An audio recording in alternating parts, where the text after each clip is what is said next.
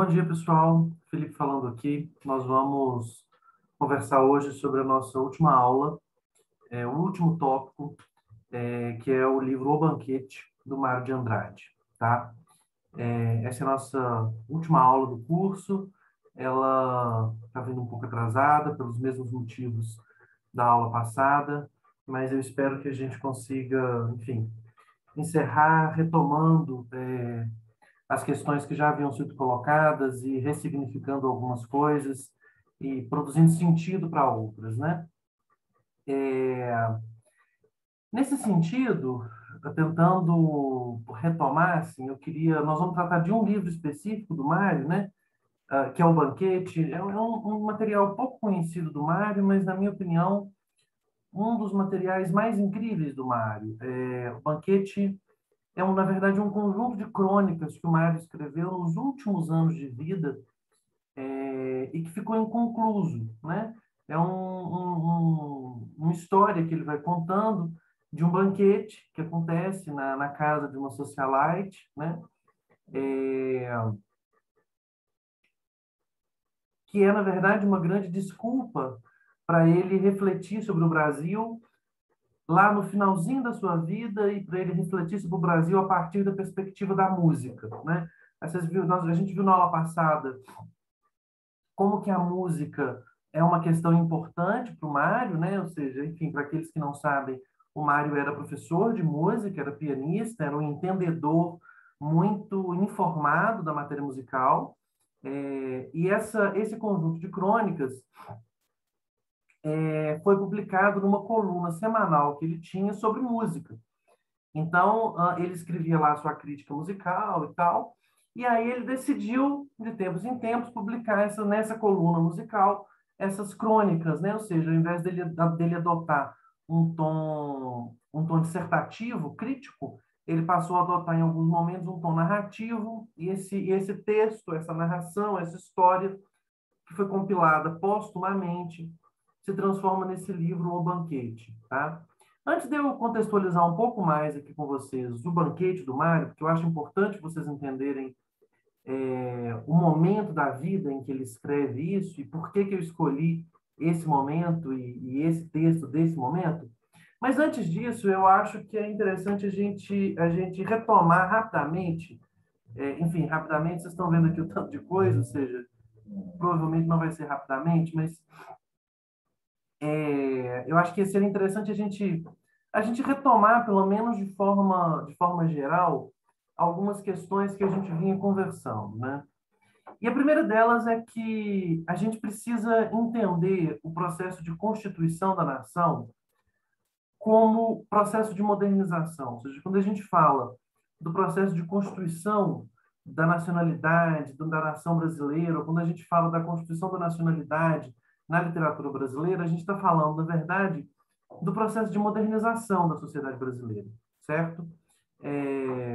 Quando a gente fala em literatura brasileira, esse é um fato evidentemente moderno, né? Ou seja, tem a ver com a inserção que a cultura brasileira tem, no caso específico, a literatura brasileira tem na cultura ocidental, né? É, ou seja, a nação é um fato distintivo do mundo moderno. É isso que eu estou querendo dizer para vocês, né?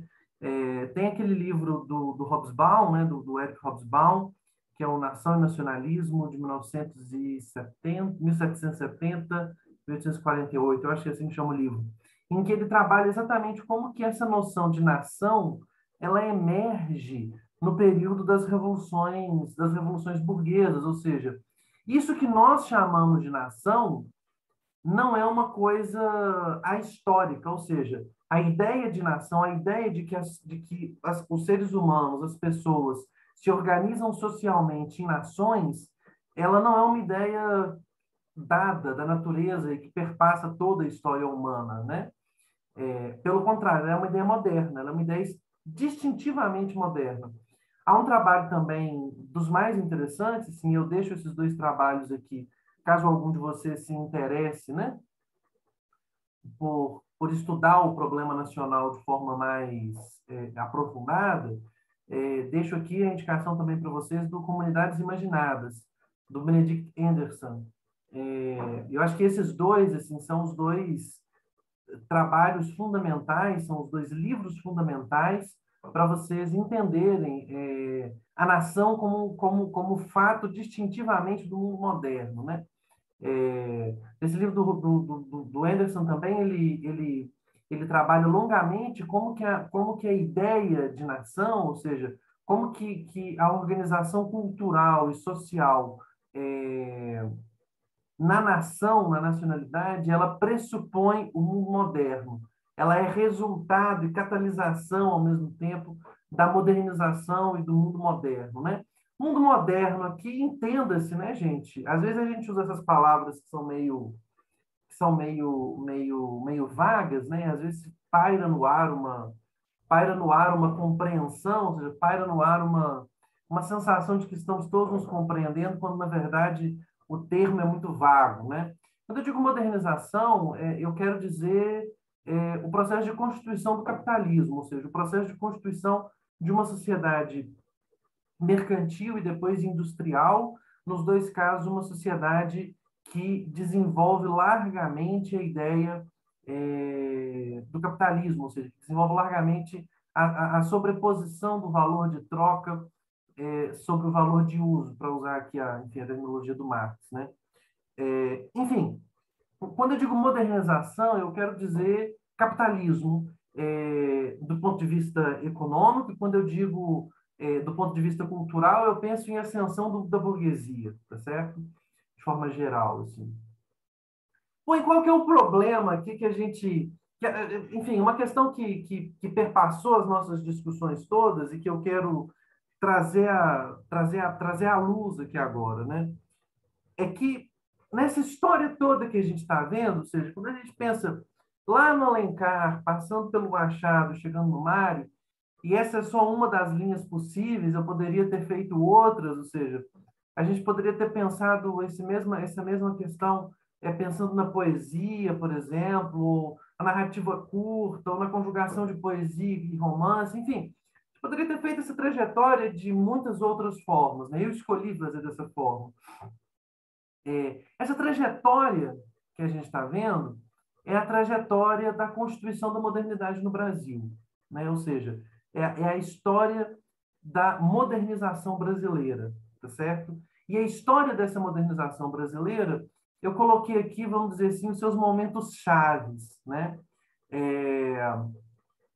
Primeiro, o problema iminente da emancipação, ou seja, a gente só pode falar numa nação e a gente só pode falar num país moderno, num processo de modernização, a partir do momento em que o país está emancipado, ou seja, se permanece colônia, não se põe o problema da emancipação, não se põe o problema da modernização. Logo, quando o país se emancipa, o primeiro problema que se coloca é o problema da unidade territorial, né? Ou seja, manter o país unido, tá certo?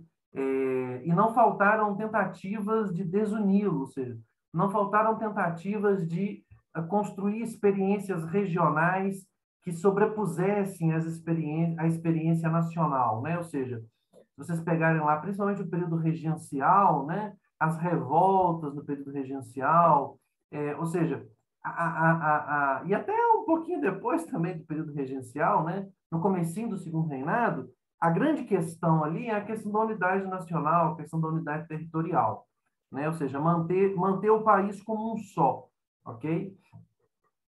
Uma vez que isso está meio que vencido, né? Ou seja, uma vez que o país se emancipou e uma vez que está estabelecido que esse território é o território do país, né? Que não era uma coisa que estava dada antes, ainda mais quando a gente pensa, né, na história das independências da América Espanhola, que produziu uma constelação de pequenas repúblicas, né?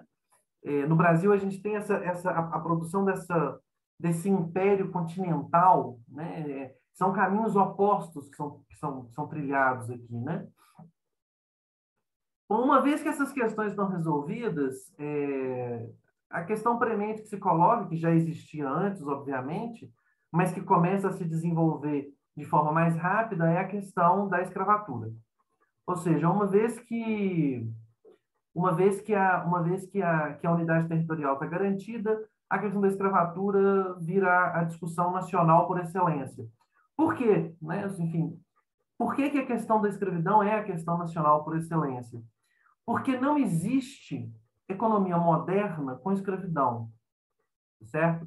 Enfim, aquilo que o Chivar está falando lá um pouco no Ideias Fora do Lugar, ou seja, não existe economia moderna, país moderno e aburguesamento com escravidão. A escravidão é um resquício colonial, ou seja, escravidão, resquício, aqui eu estou usando até uma palavra, eu acho que deveria escolher melhor a palavra, não é um resquício, né, porque é o elemento constitutivo do país, né?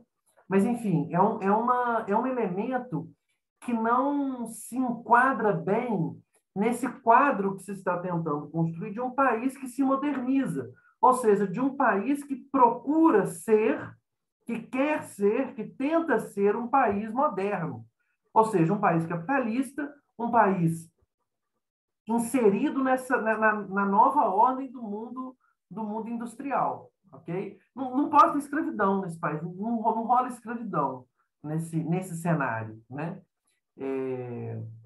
Ou seja, não pode ter escravidão e tem que ter indústria, né? A indústria, a mão de obra livre, o proletariado, aquela coiseira toda que a gente conhece lá enfim, da história da Europa, aquela coiseira toda é o que nós não temos. Ou seja, se a gente pensar no século XIX, isso aqui é uma piada, assim, não há propriamente industrialização. Você tem elementos, vamos dizer assim, elementos isolados que tentam promover um processo de industrialização. Mais conhecido deles é o Mauá. Mas não há uma industrialização sistemática do país. O país continua igual. O país continua igual ao que ele sempre foi, né? Um fazendão. O país continua um fazendão no século XIX. Ele continua o que ele era no século XVIII e no XIX, do ponto de vista econômico. Muito pouco muda, né? Surge o problema da mão de obra livre, né? Ou seja, como é que nós vamos construir um país moderno, um país industrial? Como é que nós vamos construir uma planta industrial nesse país e inserir no país mão de obra livre, né? Ou seja, para que o país se modernize, nós temos que deixar para trás o trambolho colonial. Ou seja, nós temos que nos desfazer do trambolho colonial. Nós temos que nos desfazer de tudo aquilo que a colônia representa, né? Escravidão, agricultura monocultora, latifundiária, né? E nós temos que introduzir os paradigmas do mundo moderno, a indústria, a liberdade, a mão de obra livre. Nós temos que introduzir a modernidade. Nós temos que liquidar. Para constituir a nação, o que eu estou querendo dizer para vocês para constituir a nação, para que a nação exista, nós precisamos liquidar a colônia, nós precisamos liquidar aquilo que nós herdamos da colônia. Esse é o paradigma do século XIX, esse é o problema do século XIX.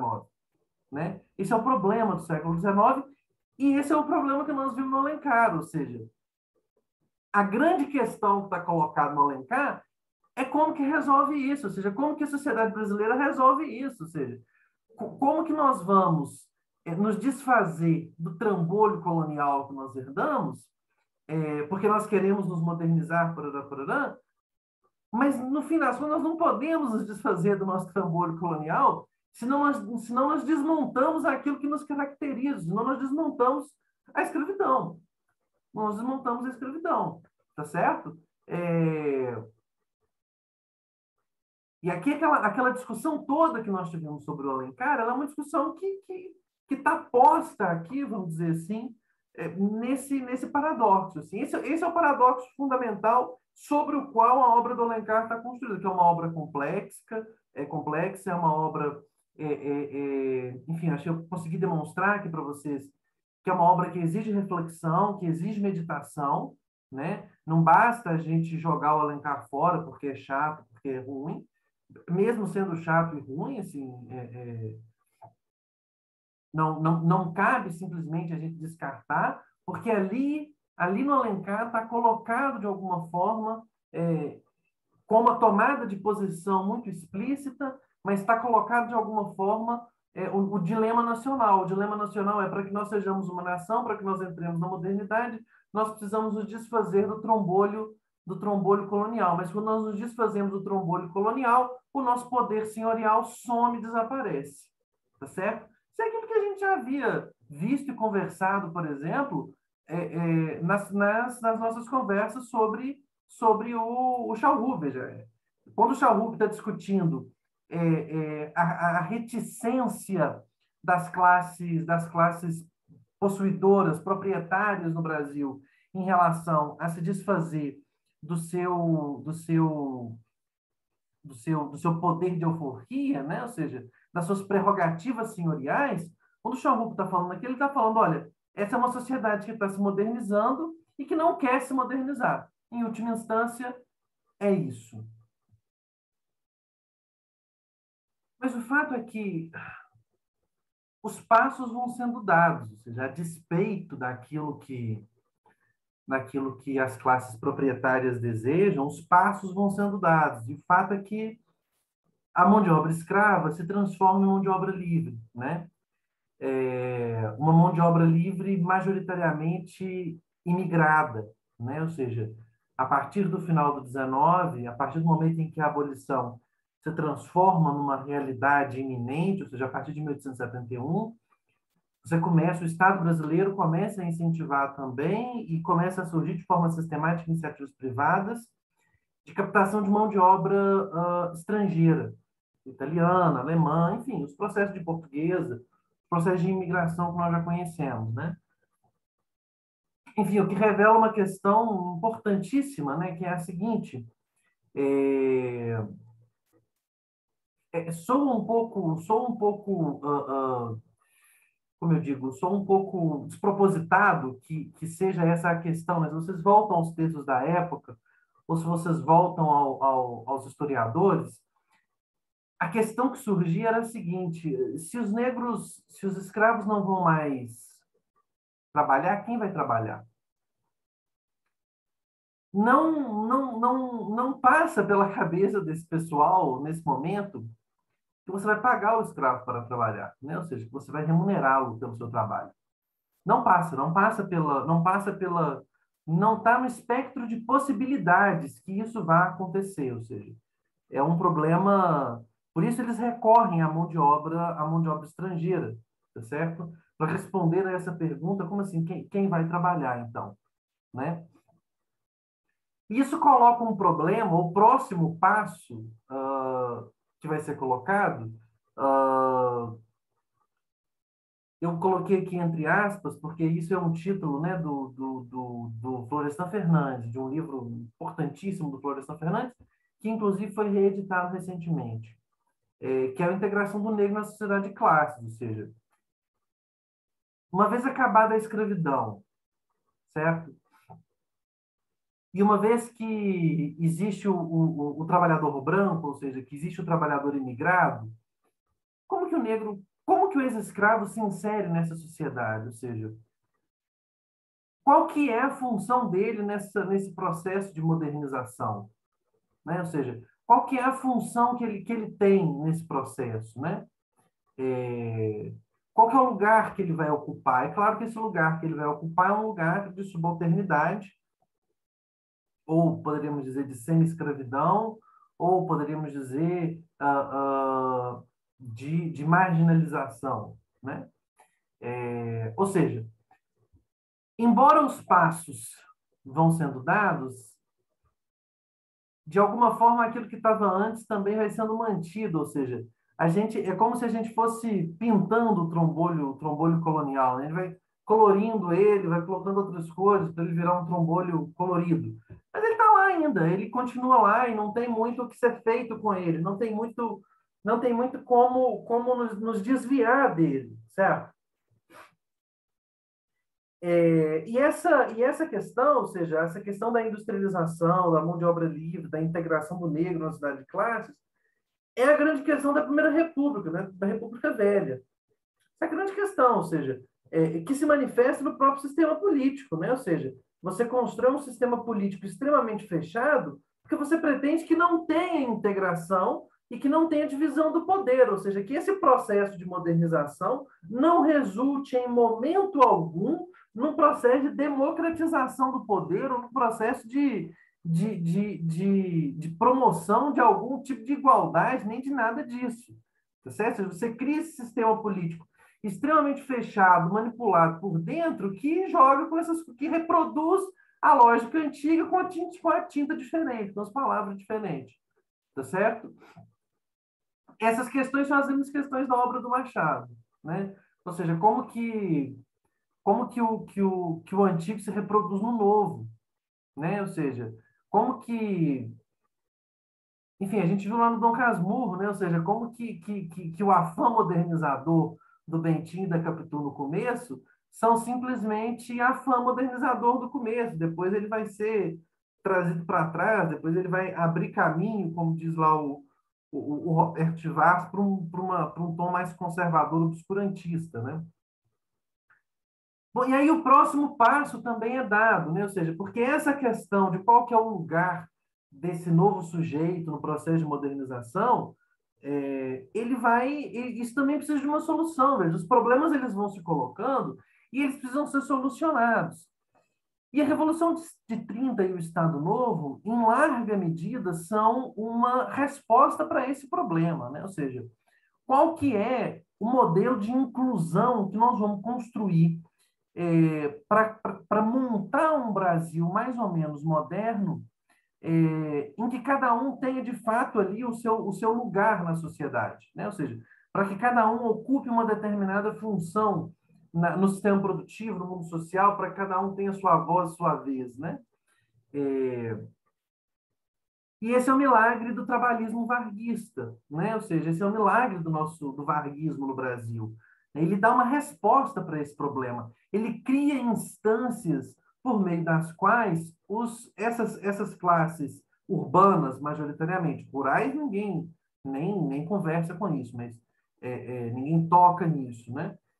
E quando tenta tocar, golpe de 64, não consegue tocar. Mas a questão é a seguinte, é que o Vargas, a partir de 30, e especialmente de 30 a 45, ou seja, especialmente no primeiro momento dele, que é um momento mais contraditório, porque ele é um ditador, enfim, o Estado Novo, um governo revolucionário, ganha uma eleição, enfim, uma coisa complicada. Mas a questão é a seguinte, é que, principalmente naquele momento, se cria uma estrutura, vamos dizer assim, é, que dá um lugar para o trabalhador, vamos colocar assim, na sociedade brasileira. Um lugar que procura controlá-lo, obviamente. Né? Eu não estou querendo dizer com isso aqui que o Vargas oferece uma solução popular para as questões de forma alguma.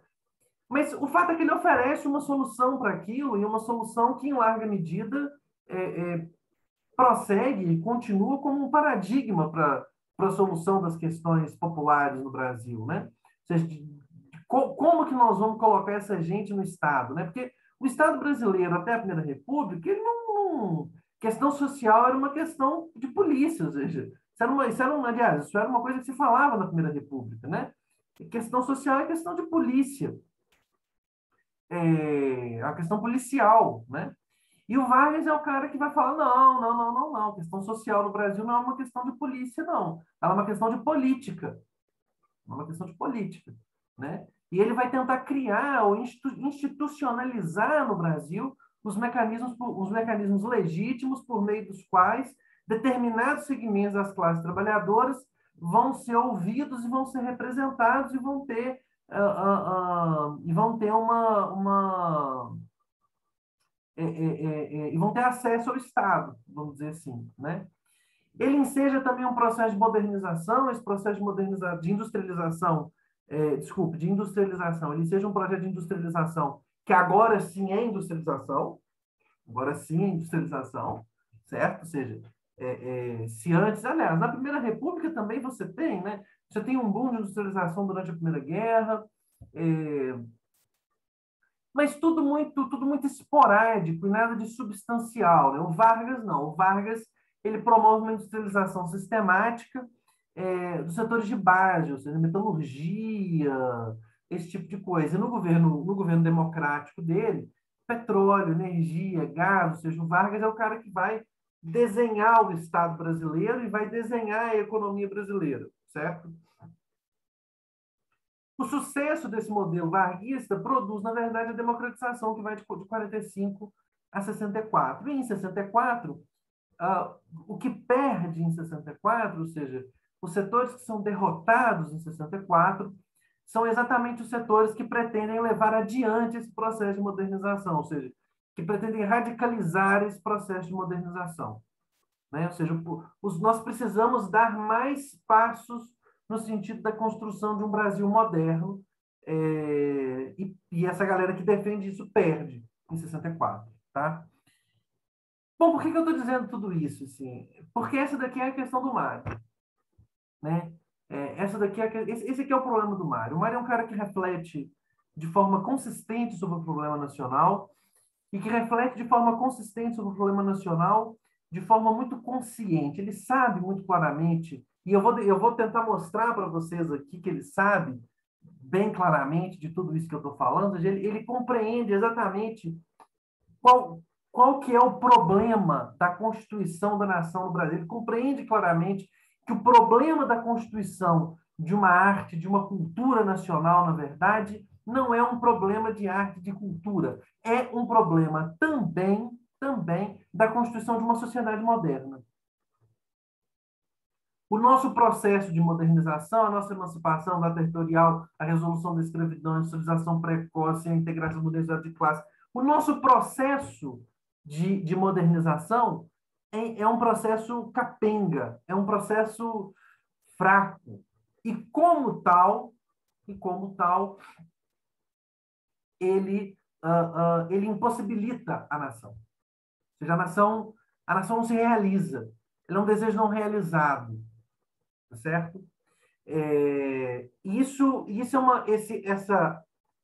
Inclusive, esse aspecto social do problema, não propriamente histórico, como eu estou apresentando aqui, mas esse aspecto social do problema, eu vou tentar mostrar isso para vocês também. O Mário vai adquirindo uma consciência de tudo isso ao longo da vida. Por isso que eu queria começar essa aula, enfim, eu já falei um tantão aqui, né? Mas enfim, eu queria chegar na nossa aula aqui a partir do nosso problema, a partir de de uma retomada breve aqui de aspectos importantes assim, da vida do Mário, né? Porque a consciência disso que eu estou falando, que eu vou tentar mostrar para vocês aqui no texto dele, vai se construindo ao longo do tempo, né? Existe um Mário na década de 20, que é muito diferente do Mário da década de 30, que é muito diferente do Mário da década de 40. Esses são Mários muito diferentes uns dos outros, tá certo? O Mário da década de 30 é um Mário modernista, né? O Mário Semana de Arte Moderna, Viagem para Minas, a descoberta do Barroco, o ano de 27 e 28, né? A viagem ao Norte e Nordeste, o ano Mirabilis, né? 28, quando ele publica o Macunaíma, o ensaio sobre música brasileira, o Pequeno História da Música, o ensaio sobre Aleijadinho, que é um ensaio importantíssimo, importantíssimo. E o Mário da década de 30, ele é um Mário cada vez mais voltado para as questões sociais. Ele é um Mário cada vez mais ativista. Ele se transforma cada vez mais num Mário ativista na década de 30. Isso não é um fenômeno biográfico isolado do Mário. Assim, a década de 30 é uma década em que os intelectuais no Brasil precisam se posicionar em relação ao que está acontecendo. E é uma década em que os intelectuais, em que as pessoas como um todo precisam se posicionar no mundo em torno do que está acontecendo, porque isso é por causa do nazifascismo, por causa da ascensão do nazifascismo. Né? E a culminância, vamos dizer assim, desse Mário ativista é a participação dele na Secretaria Municipal de Cultura de São Paulo. Né? É uma participação relativamente curta, ele entra em 35, ele sai em 38. Ele é o diretor do Departamento de Cultura, né? Na época se chamava Departamento de Cultura, e aqui hoje é o que a gente chama de Secretaria de Cultura. Ele era o diretor do departamento. Hoje, o Mário seria aquilo que nós chamaríamos de o primeiro secretário de Cultura da cidade de São Paulo. Tá? O Mário foi o primeiro secretário de Cultura da cidade de São Paulo, e ele desenhou políticas culturais que até hoje são paradigmáticas para a política cultural no Brasil, tá certo? E essa é a culminância dele ali na sua fase ativista. Só que em 37 vem o Estado Novo, disputas de poder, a situação política muda, e ele sai da secretaria. Ele sai da secretaria e, na verdade, passa por um momento pessoal muito triste, assim, muito deprimido pelo fracasso da secretaria, e a secretaria também foi uma experiência muito que exauriu muito o Mares, que exigiu muito dele, né? Do ponto de vista físico mesmo, né? Não é à toa que ele morre muito próximo dessa experiência. Ele morre logo depois, né? Ou depois ele vai para o Rio de Janeiro. Eu não coloquei aqui nenhuma informação, mas depois ele vai para o Rio, passa um período no Rio. Ele sempre mora em São Paulo, esses são os únicos anos que ele mora no Rio. Ele assume uns cargos mais obscuros, assim, nada de muito destaque. E aí depois volta para São Paulo, se não me engano, 41, 42, ele volta para São Paulo. Continua trabalhando em muita coisa, trabalha muito, está trabalhando muito. E em 45 tem uma morte prematura. O Mário morre cedo, o Mário morre na casa dos 50 anos. Ele infarta e ele morre cedo, tá? E nesse finalzinho, assim, da vida do Mário, quando ele vai estar escrevendo o Banquete, depois que ele volta para São Paulo, depois que ele sai da secretaria, passa uns anos no Rio, volta para São Paulo, depois que ele volta para São Paulo, ele está escrevendo essas crônicas que vão dar origem nesse texto que eu quero ler uns pedaços com vocês hoje, que é o Banquete. E é nesse momento final, vamos dizer assim, ou seja, é nesse momento em que ele está diante do seu próprio fracasso como diretor do Departamento de Cultura, né? É que ele assume uma consciência muito plena e muito grande desses problemas de ordem social que eu estou colocando aqui para você. Ou seja, ele assume uma consciência muito grande de que o problema nacional não é simplesmente um problema de manifestação psicológica. Ou seja, o problema nacional não é a manifestação de uma psicologia. A nacionalidade não é a manifestação de uma psicologia como a gente havia visto na aula passada, né? Ou seja, o problema nacional, nas aulas anteriores, não na aula passada, na aula retrasada, eu acho, né? Ou seja, o problema nacional não pode ser resumido à expressão de uma subjetividade. O problema nacional é um problema social grave que tem a ver com a constituição da modernidade, tá certo?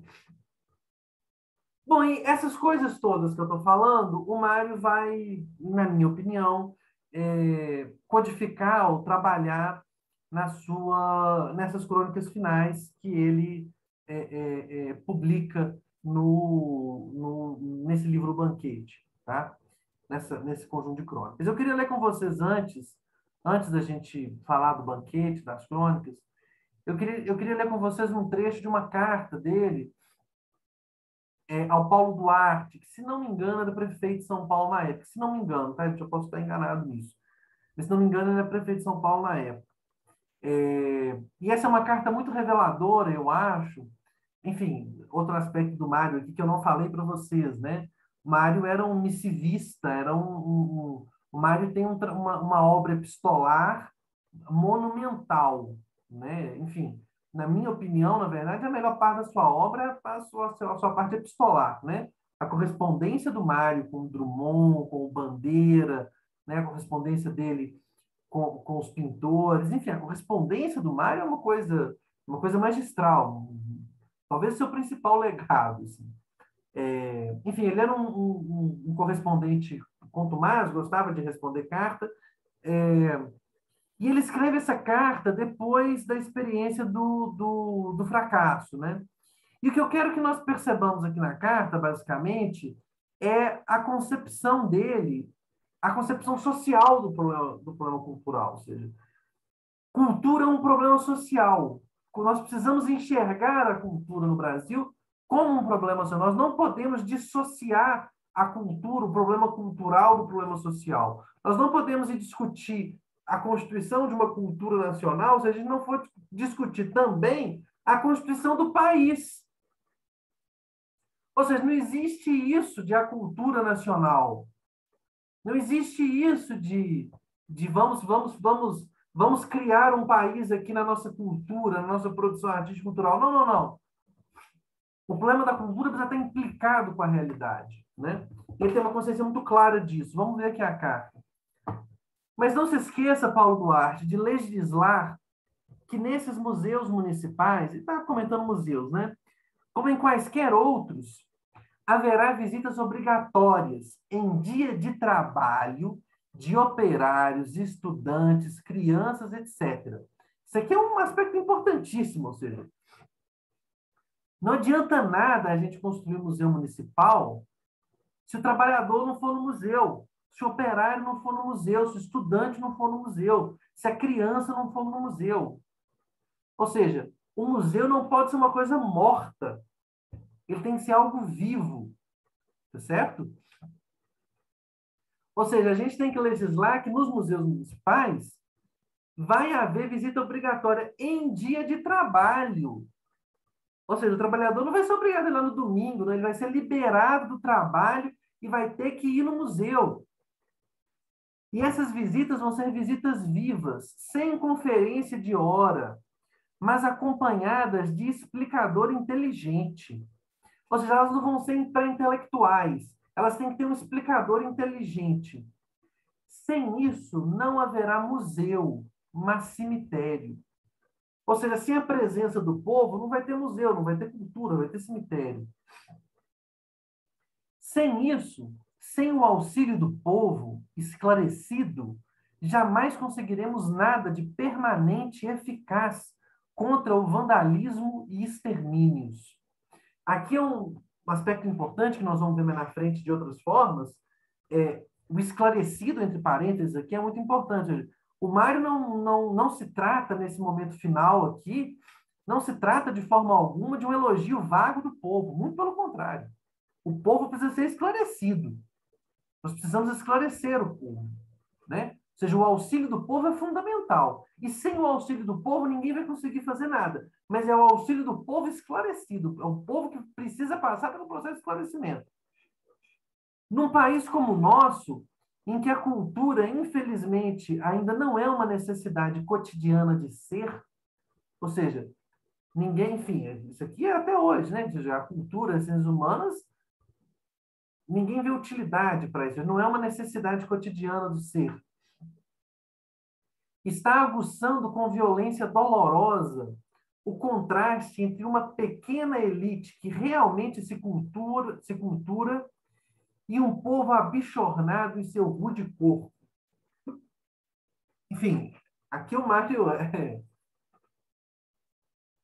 é um missivista, né? Ele está escrevendo carta, que a carta é uma obra de arte, né? Ou seja, olha como ele escreve, né, a carta.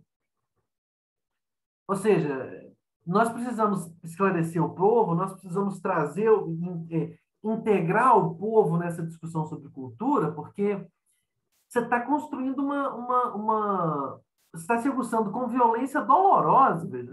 É ruim isso. Esse contraste de uma elite culta e de um povo abichornado em seu rude corpo. Ou seja, um povo sem cultura, né? Há que forçar um maior entendimento mútuo. Ou seja, precisa haver uma aproximação.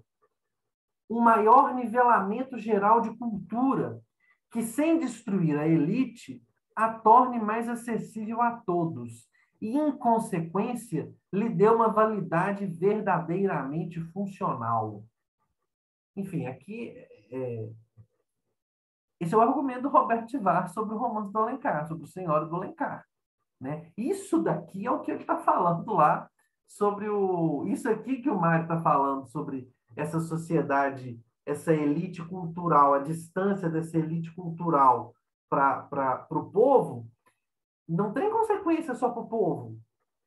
Isso tem consequência para essa elite também, que simplesmente não tem funcionalidade, não tem razão de ser, porque ela está muito distante do povo. Né? Enfim, aquela dicotomia que o Chivas coloca lá no romance do Alencar, né? Há que forçar o maior entendimento mútuo, né? Ou seja, para que lhe dê uma validade verdadeiramente funcional. Está claro, pois, que o nivelamento não poderá consistir em cortar o topo ensolarado das elites, ou seja, não se trata aqui de falar que não vai haver elites intelectuais, ou enfim, que as pessoas têm que se instruir menos, não é anti-intelectualismo, né? Mas em provocar com atividade e erguimento das partes que estão na sombra, pondo-as em condição de receber mais luz. Enfim, vejo aqui também a metáfora é profundamente iluminista, né, gente? Luz, esclarecimento, né, Aufklärung. A metáfora é profundamente iluminista aqui. Tarefa que compete aos governos, ou seja, o governo é que tem que ser responsável por isso. Tá? Aqui é um trecho que eu acho, eu até grifei, porque eu acho que esse trecho final dessa carta é uma obra-prima, assim, é uma coisa que tinha que estar estampado em tudo. Né? Não basta ensinar o analfabeto a ler, é preciso dar-lhe contemporaneamente o elemento em que possa exercer a faculdade nova que adquiriu. Defender o nosso patrimônio histórico e artístico é alfabetização. Não disseminados organismos outros que salientem no povo o valor e a glória do que se defendeu. Tudo será letra morta, gozo sentimental e gozo de elite. Ou seja, ao processo de alfabetização corresponde também o processo de criação de uma cultura orgânica que envolva o povo, que envolva as classes trabalhadoras, que esteja de acordo com o processo de modernização, porque isso vai ser feito em dia de trabalho, o povo precisa sair do trabalho para se instruir, para construir uma sociedade mais coesa, em que não haja essa disparidade tão grande.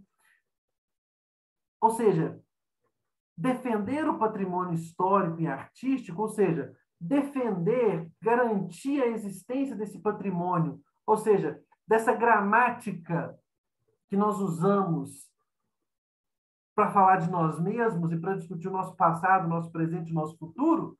Sem isso, o analfabeto vai ler o quê? Ele vai aprender a ler, ele vai ler o quê? Enfim, não sei se vocês compartilham comigo o gosto por esse trechinho final, mas eu acho, na minha opinião, esse é um dos trechos mais altos assim, da correspondência do Mário, que está do pensamento do Mário, que está da compreensão no Brasil sobre o que significa o problema nacional. Tá?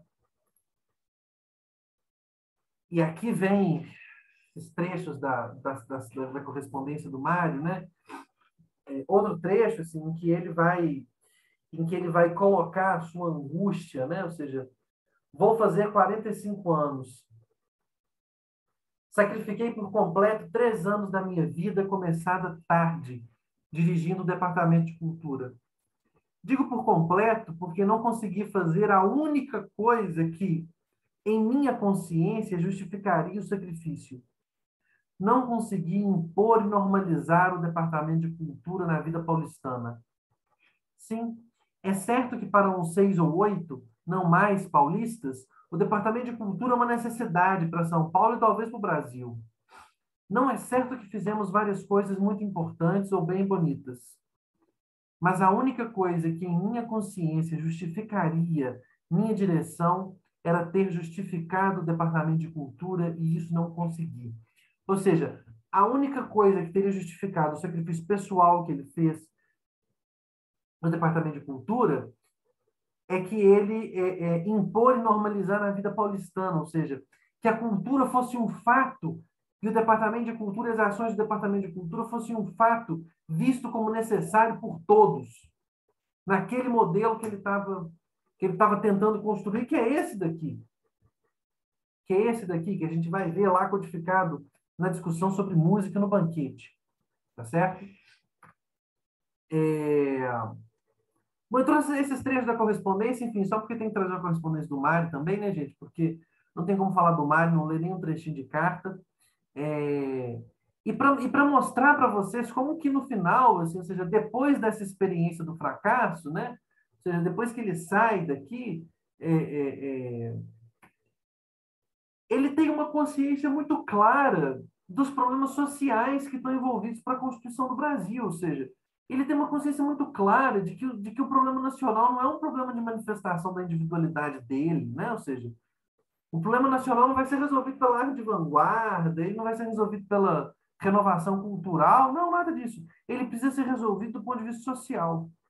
Porque o cultural é um momento do social, tá certo? É isso que é essa compreensão final que ele tem que vai produzir essa grande obra que é o Banquete. Bom, então a gente chega no Banquete, né? Que são essas crônicas musicais. Uma história do Banquete eu vou, enfim, esboçar para vocês aqui o enredo, porque eu acho importante.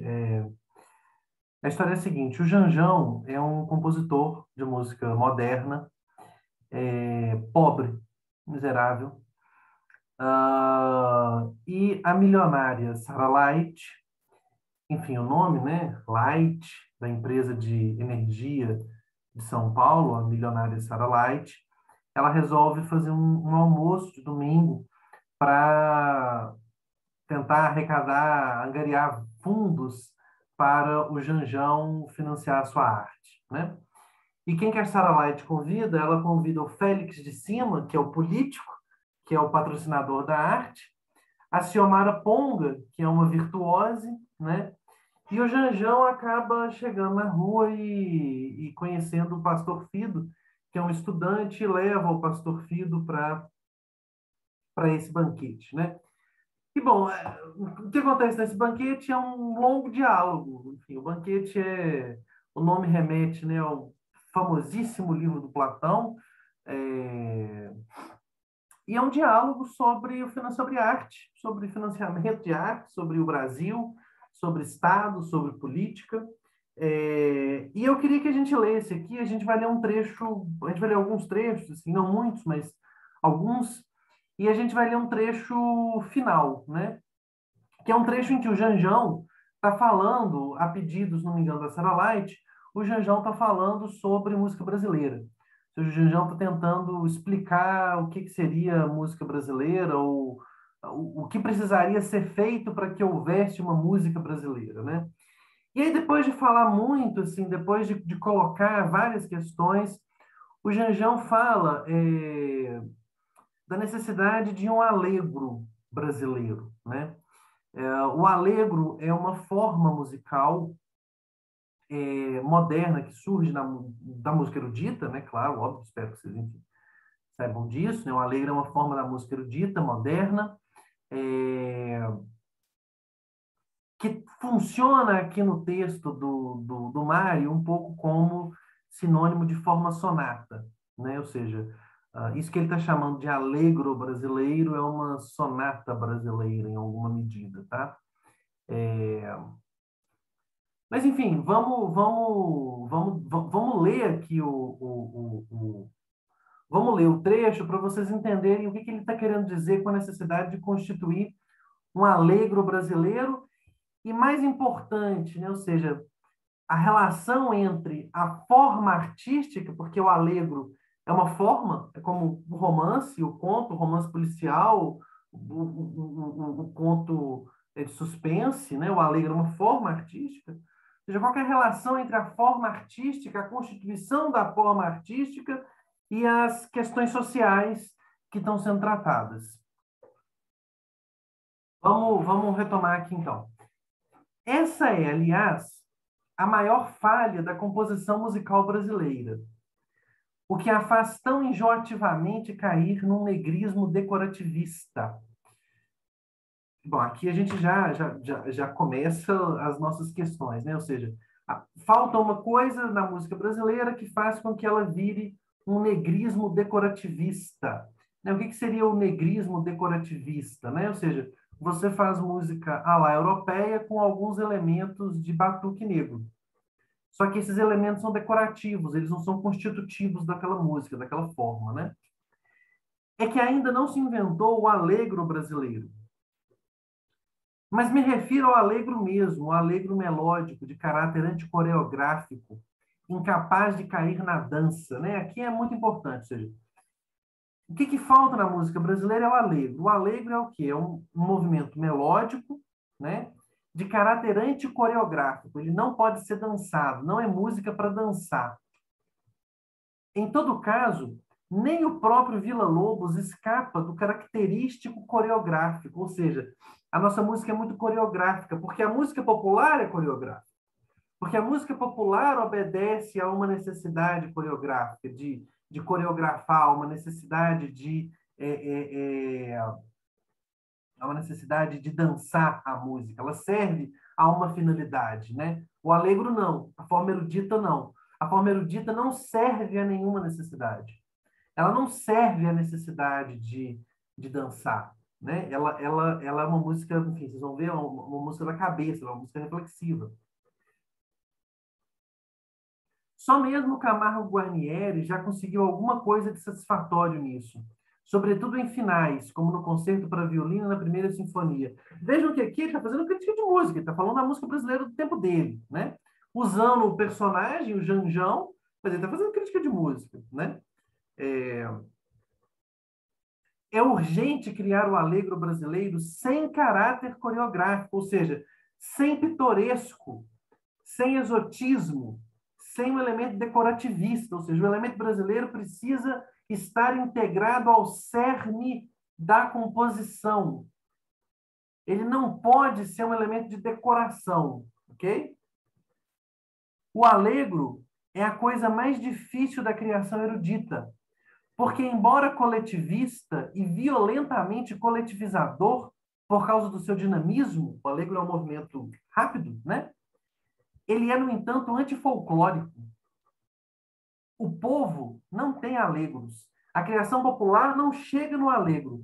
O allegro é elemento urbano, erudito e civilizador, mas é sempre extracultural. Cultural aqui em oposição ao civilizatório, né? Aquela oposição clássica entre civilização e cultura. O povo, na infinita maioria dos casos, quando faz música rápida, é para dançar. E caímos no característico coreográfico, como no Brasil, como na Espanha. Ou seja, a nossa música, ela não constitui, ela não chega a constituir uma forma artística. O elemento brasileiro, para dizer com o Robert Vaz, né, o elemento brasileiro, ele não está introjetado dentro da forma da própria música. Ele é só um elemento decorativo. Por quê?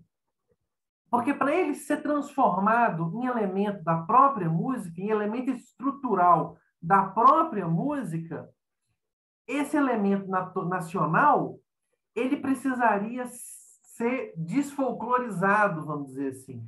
Ele precisaria deixar de ser folclore, ele precisaria deixar de ser dança. Ele não pode servir a uma necessidade imediata, ele não pode servir a uma funcionalidade imediata, para que ele se transforme em forma artística e para que ele não seja simplesmente um elemento decorativo, sendo que o elemento formal fundamental que está ali é o elemento da cultura europeia que está sendo trazido de sempre. Vejam, mais uma vez, observem a similaridade desse argumento com o argumento do Roberto Chivar sobre Senhora. Né? Eu acho que aquele capítulo é um ponto alto assim, da crítica literária brasileira, enfim, do pensamento social brasileiro. Né?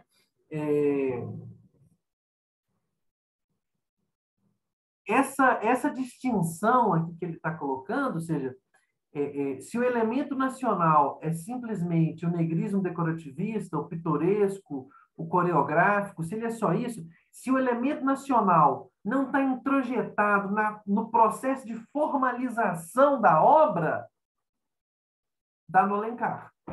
Se ele está introjetado no processo de formalização da obra, dá no Machado. Tá certo?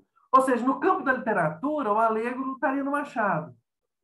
Enfim, lembrando lá o argumento do Cândido, nossa literatura está formada no Machado. No campo da música não tem formação. O que ele está dizendo é como se...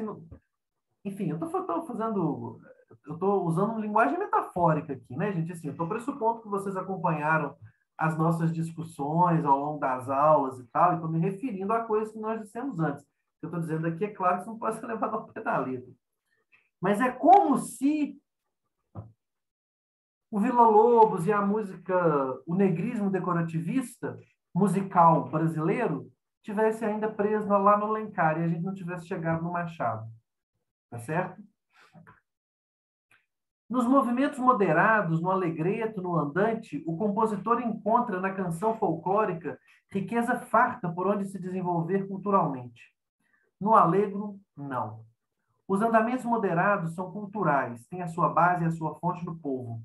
Mas o alegro extra-coreográfico é elemento erudito e civilizador.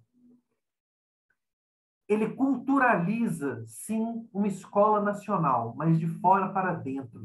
E aqui é um elemento interessante, né? Ou seja,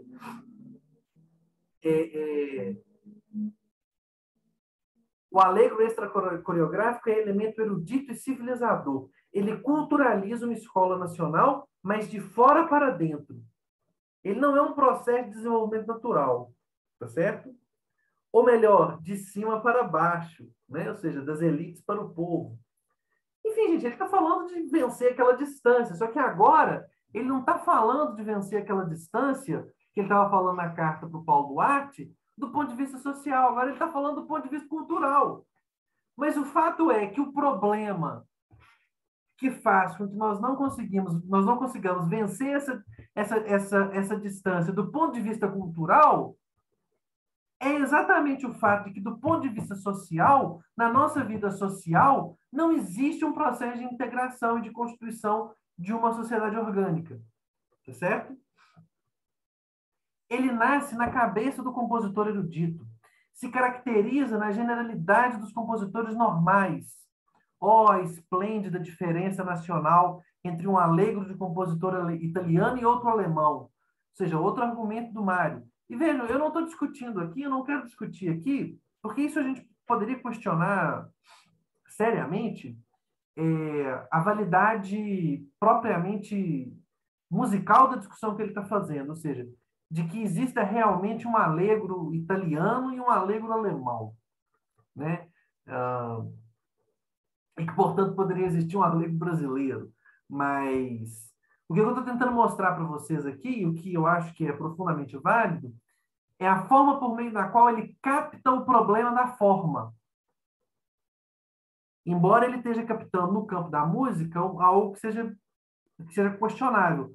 O que eu quero dizer para vocês é, se é questionável se a forma musical tem nacionalidade, eu acho que nós precisamos levar bem a sério o processo por meio do qual ele está imaginando a constituição da forma. Ele pode estar errando na forma, mas o processo por meio do qual ele está imaginando a construção da forma não me parece um equívoco da parte dele. E baixa as massas, ou seja, ele começa lá, o alegro surge na cabeça do compositor e chega lá embaixo, chega nas massas, né? Enfim, aqui, isso aqui o Mário está escrevendo em 45, né? Só para a gente imaginar aqui. Enfim, gente, o Mário está imaginando que Villa-Lobos, enfim, que algo melhor do que Villa-Lobos vai chegar às massas, né? Enfim, ele quer que isso aconteça porque isso era o que ele tenta fazer no Departamento de Cultura. É o que ele tenta fazer no Departamento de Cultura, né? Ele tenta democratizar uma cultura de altíssimo nível. De altíssimo nível. A questão para ele não é democratizar a cultura, fazer com que as pessoas tenham tempo de lazer. Não. Ele quer democratizar uma cultura de altíssimo nível. Certo? E baixa as massas, dinamizando e aquecendo, fortalecendo a consciência coletiva, porém sempre urbana. Isso é um fenômeno da cidade. O alegro é um fenômeno da cidade, é um fenômeno moderno. Tá certo? O alegro tem isso de insolúvel. Ele pode culturalizar uma música nacional, como os alegros de Verdi e os de Brahms, mas será sempre universalmente coletivizador. Aqui é interessante. E agora esse aspecto do argumento dele é fundamental. O alegro, ele é também um processo de mediação. Essa forma artística específica funciona aqui também, essa forma artística erudita, anticoreográfica, que não é folclórica, ela funciona como um elemento de mediação entre o local e o universal. Ou seja, ela funciona como um processo que conecta, e está aqui a dualidade insolúvel dele, ou seja, ela conecta uma escola musical nacional, local, marcada por suas características, por sua história, por suas peculiaridades locais, mas, ao mesmo tempo, ele é universalmente coletivizador. Porque o seu dinamismo é propício às massas das cidades de Londres como de Maceió. Ou seja, eu posso escutar Verdi, Brahms e Beethoven em Londres ou em Maceió. Ou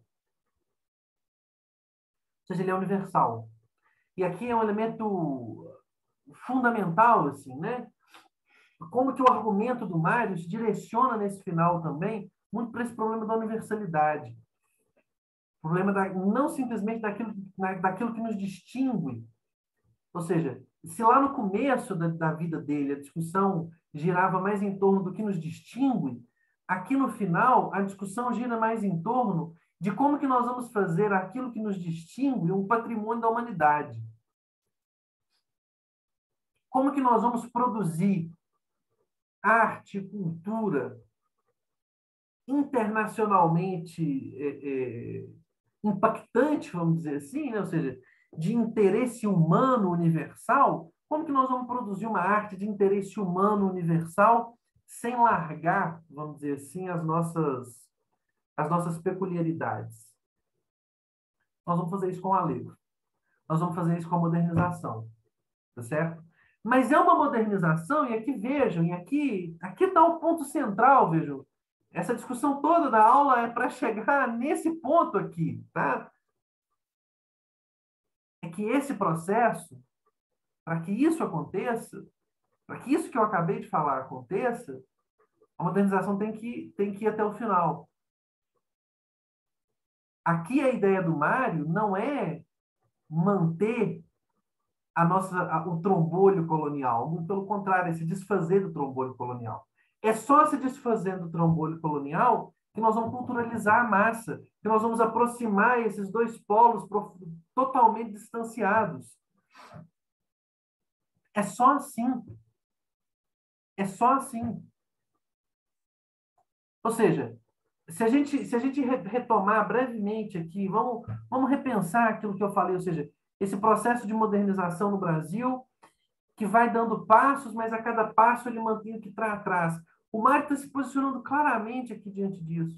Claramente. Ele já estava lá naquela carta, né? Aqui ele está se posicionando do ponto de vista da forma artística. E o que eu acho que tem de mais profundamente interessante nesse texto é a capacidade do Mário de articular o problema social com o problema da forma. E não é uma associação, e aqui vejam, e aqui eu acho que é um aspecto importante, não é uma associação que passa, em alguma medida que seja ela, por um processo mecânico de espelhamento ou de reflexo, no sentido vulgar de reflexo, né? Não no sentido, enfim, lucasiano, no sentido mais elaborado, no sentido cândido, nada disso, mas no sentido vulgar de reflexo. Não se trata disso. Se trata de uma integração tão profunda entre a vida cultural e a vida social, ou seja, se trata de uma compreensão que a vida cultural, que o mundo da cultura é um momento do mundo social, um momento integrante dele, um momento sem o qual ele não passa, um momento sem o qual ele não existe. A consciência é tão grande que a cultura é capaz de promover mudanças que não estão simplesmente restritas ao campo da cultura. Ou seja, a produção do Allegro é capaz de produzir um resultado prático, pragmático, ele culturaliza, ele chega na massa, ele muda a sensibilidade do povo. Ele muda a sensibilidade do povo. É a constituição dessa forma artística e é uma compreensão muito elaborada de uma relação muito específica e muito matizada entre o real e o artístico, entre o real, entre a realidade e a arte, que ultrapassa qualquer vulgaridade de reflexo ou de relação mecânica. tá? Tanto não é assim que existe um dinamismo, uma troca entre um elemento e outro, tá certo? Porque o pressuposto disso daqui é que a cultura ela é um insumo da vida social. Ela precisa ser um insumo da vida social. Ela precisa ser, como ele diz aqui nessa carta, né? Ela precisa ser um elemento em que o cidadão pode exercer a faculdade nova que ele adquiriu. Que ele está falando aqui de alfabetização, mas que no fundo é a cidadania. A cultura é esse espaço em que o novo cidadão pode exercer a faculdade nova que ele adquiriu, que é a faculdade de ser cidadão, que antes ele não tinha. A alfabetização é só um dos aspectos disso. Enfim, eu vou passar para frente, mas assim, eu espero que, se isso não tiver ficado claro, por favor, falem aqui nos comentários, porque eu sei que é um argumento complexo, assim, envolve, enfim, não sei até que ponto vocês entendem a expressão alegro, não sei até que ponto vocês entendem o que é um alegro, né? Assim, isso depende muito da formação musical. Se algum de vocês não souber o que é um alegro, por favor, fale aqui nos comentários. Enfim, eu posso indicar vídeos para vocês e tal. Não pensei em colocar aqui, poderia ter colocado. Posso colocar vídeos, alguma coisa assim, para vocês entenderem bem o que é um alegro também, né? Enfim, talvez a melhor solução para entender isso aqui é escutar as músicas, né? Assim, vai escutar as músicas.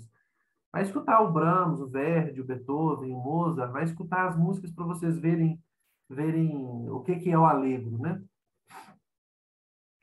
Bom, o allegro, exatamente porque ele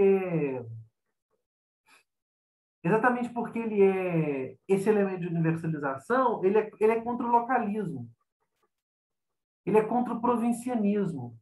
Vejam, e como fala do banquete também, do Janjão, nesse trechinho final do livro. E como o negrismo prova, embora incorrendo o risco de não ser compreendido por ninguém, afirmo que falta universalidade a esses compositores, que vivem de particularismos regionalistas e de sentimentalismos evocativos. Dado mesmo que o melhor jeito da gente se tornar universal seja se tornando nacional, a falta de cultura e compreensão do problema fez com que os compositores brasileiros não percebessem o fenômeno universal e histórico do aproveitamento do folclore. O problema da nacionalização de uma arte não reside na repisação do folclore. O problema verdadeiro era expressar o Brasil. Mas como iniciadores desta expressão, noutros países, se aproveitaram também dos temas tradicionais, o que os compositores brasileiros pescaram quase todos, apesar das advertências insistentes de um Andrade Muricy, foi isso, temática folclórica. Ou seja, e aqui de novo, vejam, aqui de novo, o argumento do Roberto Tivato sobre Senhora. O que esses compositores, o que os compositores que fundam o Brasil, que estão fundando a música brasileira, não percebem, é que para expressar o Brasil, ao invés de cantar o Brasil simplesmente, ou seja, ao invés de colocar som de passarinho na música, ao invés de usar instrumentos típicos que não estão integrados no arranjo e na harmonização, ao invés de eu fazer isso, eu estou cantando o Brasil, eu estou colocando o passarinho, eu estou colocando o batuque africano, mas esses elementos, o problema aqui não é ter os elementos, o problema é a forma como esses elementos estão inseridos dentro do processo de formalização artística das obras específicas. Ou seja, se as obras específicas, se as obras de arte específicas não conseguem expressar, elas vão se contentar com um enfeitezinho, com um enfeitezinho localista, com o negrismo decorativista, com o batuque que está desintegrado da composição, tá certo? Assim como os personagens periféricos estão desintegrados do conflito central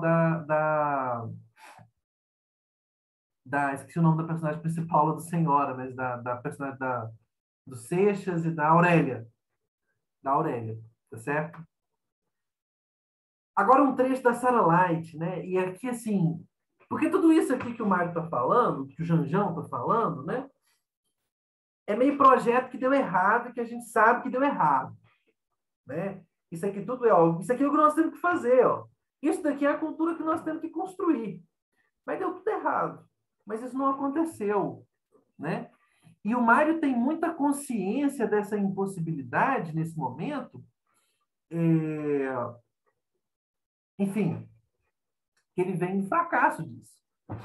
A consciência que ele adquire desses problemas, ele adquire exatamente no fracasso de tentar produzir essa aproximação, exatamente no fracasso de criar, de normalizar um departamento de cultura na cidade de São Paulo. Né? Ele sabe que isso aqui fracassou, ele sabe que isso aqui está fracassado, ele sabe que isso daqui a gente continua fazendo, a gente continua tentando executar, mas ele sabe que está fracassado. E aí um dos elementos do fracasso está aqui, olha a Sarah Light. Né? Olha a Sarah Light. A milionária, né? Eu adoro música folclórica, me excita, me brutaliza, acho estupendo. Mas quando trabalhada por um compositor, entende? Olha o preconceito, né? Uma vez, passando de automóvel em Pirapora, escutei um batuque de negros, achei uma coisa horrível. Que música idiota, que palavras vulgares. Mas o batuque do Lourenço Fernandes acho uma maravilha. Assim como adoro reler os livros folclóricos de Leonardo e Cornélio Pires. Tem coisas engraçadíssimas. Ou seja, para ela, e aqui é um elemento muito importante assim, da compreensão que o Mário tem dessas questões, ou seja, para as elites herdeiras do sistema colonial, do trombolho colonial, para essas elites, os elementos culturais do povo são simplesmente retoque. São simplesmente isso que o Mário está falando que não pode ser. Isso que a Sarah Light está falando é tudo que ele acabou de falar que não pode ser. Por quê? Porque isso daqui pressupõe uma separação, um distanciamento fundamental entre as elites e o povo. A Sarah Light é como o Mário fala lá na carta, né? Como ele fala aqui na carta, ela é exatamente essa elite que não tem funcionalidade. Não tem funcionalidade. Tá certo? Ela está exatamente nesse limbo, vamos dizer assim, né? Porque ela reproduz a incisão e a separação entre as classes, entre as elites do trombolho colonial e as classes populares. O que o Mário está falando é isso aqui não pode acontecer. Nós não vamos conseguir criar uma cultura nacional se nós não levarmos o processo de modernização às últimas consequências, ou seja, se nós não aproximarmos o povo da produção cultural, em todos os sentidos, seja no sentido mais imediato, de fazer com que o povo se aproxime da cultura, quanto no sentido mais elaborado e mais complexo de construir produtos culturais que levem em consideração o povo e o elemento nacional na sua formalização, no seu processo de constituição formal. Para ela, o povo, não, o povo que fique do lado de lá. O bom é quando eu pego essa coisinha do povo e uso como enfeite lá no Batuque do Lourenço Fernandes. Aí eu gosto. E aqui, mais uma vez, assim, um outro aspecto que eu acho fundamental e muito importante, né, que é o seguinte, e aqui vai exatamente no sentido contrário do lugar comum sobre o Mário de Andrade, né? Se vocês, enfim, não sei a que nível de aprofundamento vocês têm os conhecimentos de vocês sobre o Mário de Andrade, mas é interessante vocês observarem que o Mário, que isso tudo que eu estou falando aqui é meio que a contramão da imagem que se tem do Mário de Andrade. Isso aqui é a contramão da imagem dele. Agora, olha essa definição de folclore, né? Ele chama atenção para o fato de que o Alegre é antifolclórico. Ele tem nesses trechos do banquete, uma posição muito antagônica em relação ao folclore. O folclore é uma coisa maravilhosa, mas é uma coisa que nós temos que superar. E aqui nós vamos entender por quê. Olhem isso.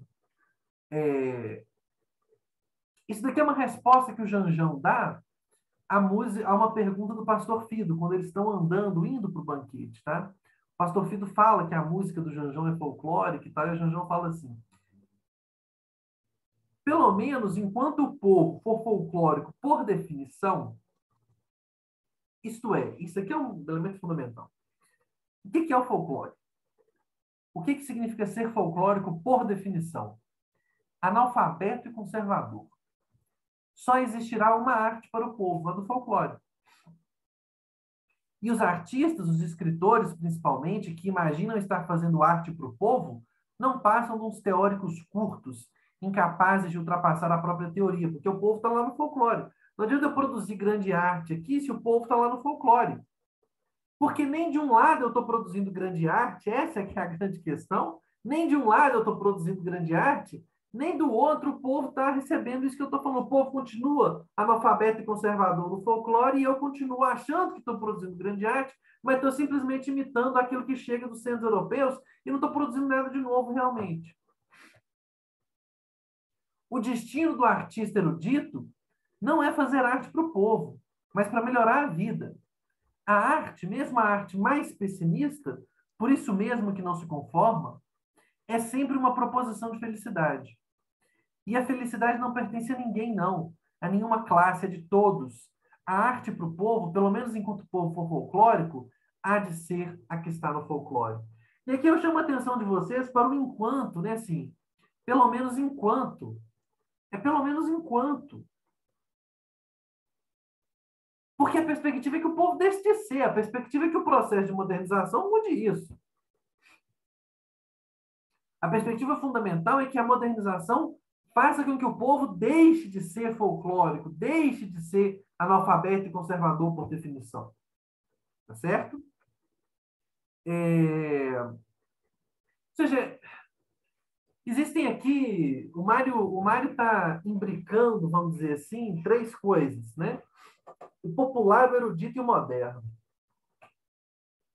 Essa imbricação dessas três coisas, do popular, do erudito e do moderno, né? Ou seja, o popular e o folclórico, existe uma exigência que ele se transforme no erudito. E aqui, mais uma vez, um elemento que talvez tenha passado despercebido para vocês, mas que é importante notar, é que o Mário entende como música brasileira música erudita. Não é? Para esse projeto do... Enfim, não posso dizer o que ele diria se tivesse vivido mais tempo, mas o fato é que, da forma como está elaborado aqui, para esse projeto do Mário, a música brasileira não serve. Tom Jobim, Chico Buarque, Vinícius de Moraes, não, nada disso serve. Nada disso enfim, que é nada do cânone da nossa música popular serve como constituição de uma escola musical, porque ele está falando de música erudita. A pretensão dele é a constituição de música erudita, tá certo? E essa transição do popular e do erudito, ela é a transição que constitui a modernidade, né? E esse projeto de Mário para a cultura, e aqui está o elemento que é mais significativo, assim, de como que, da imagem do Mário como um grande conservador, né? O fundador de museus, né? Que ele foi também. Mas ele funda o museu para ter aquele museu que ele estava falando na carta. Quando ele funda o museu, ele não quer conversar, ele não quer fazer um cemitério. Ele quer implicar o passado cultural no presente e, portanto, construir o futuro. E esse aqui é um elemento muito distintivo do Mário, né? Muito distintivo da personalidade do Mário, muito distintivo da forma como o Mário resolve os problemas da sua obra, né? Ou seja, muito distintivo em relação ao Machado, por exemplo, porque o Machado também tem consciência de tudo isso aqui que eu estou falando, que o Mário tem consciência. O Machado tem consciência disso aqui tudo. A diferença é que o Machado dá a derrota como pressuposto. O Mário sabe que ele está perdendo a brincadeira aqui. Ele sabe, nesse momento ele sabe que eles estão perdendo. Mas o projeto está posto e ele está posto na perspectiva de ser levado para frente. Ou seja, a ideia é pegar o passado e implicá-lo no presente, mas para que ele vai implicá-lo no presente? Para construir o projeto da modernização, para finalizar o processo de modernização. Para finalizar aquilo que ele estava colocando. Tá? Pessoal, nossa aula terminou. Enfim, palavras finais, né? Eu espero que vocês tenham gostado das aulas. Eu estou um pouco atrasado aqui nas leituras dos comentários, mas eu vou agilizar aqui a leitura dos comentários esses dias para poder responder aos comentários de vocês. Muitos comentários muito interessantes, assim, vocês estão fazendo comentários muito bons. Não deixem de fazer os comentários e enviar o certificado, o formulário para vocês terem o certificado das horas do curso. Espero que vocês tenham gostado, espero que eu tenha podido, de alguma forma, acrescentar alguma coisa à formação de vocês, né, que é o grande elemento aqui dessa proposta do apoio pedagógico. Espero que eu tenha podido acrescentar algo à formação de vocês. É, Espero que eu tenha podido ensinar um pouquinho de literatura brasileira para vocês também, um pouquinho sobre a história do Brasil, sobre como que a gente pode ver a história do Brasil acontecendo na literatura, não no sentido mecânico de espelhamento ou de reprodução, mas no sentido mais complexo da constituição das formas, né, da constituição das formas artísticas e das formas culturais. Enfim, espero ter podido contribuir. Eu posso, enfim, dizer para vocês que eu gostei muito de dar as aulas. Esse mês que vem tem curso novo, talvez esse volte a ser ofertado como curso para obtenção de certificados. Talvez, não sei, não tenho certeza. Talvez aconteça, talvez não. Enfim, espero que vocês tenham gostado, espero que vocês tenham aproveitado essa oportunidade. Eu, com certeza, aproveitei muito. Muito obrigado por tudo. E qualquer dúvida, podem falar aqui comigo. Vocês têm meu e-mail, podem me escrever também. Fiquem à vontade. Tá bom? É isso, pessoal. Tchauzinho.